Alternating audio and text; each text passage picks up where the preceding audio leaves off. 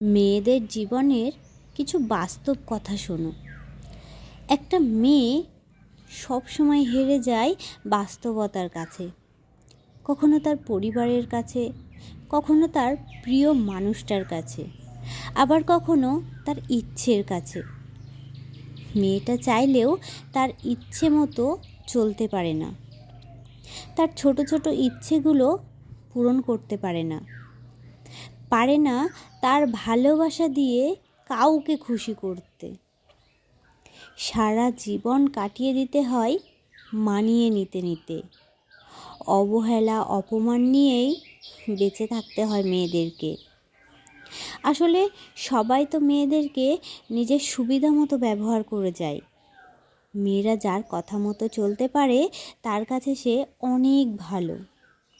হ্যাঁ ভাই, এটাই মেয়েদের জীবন।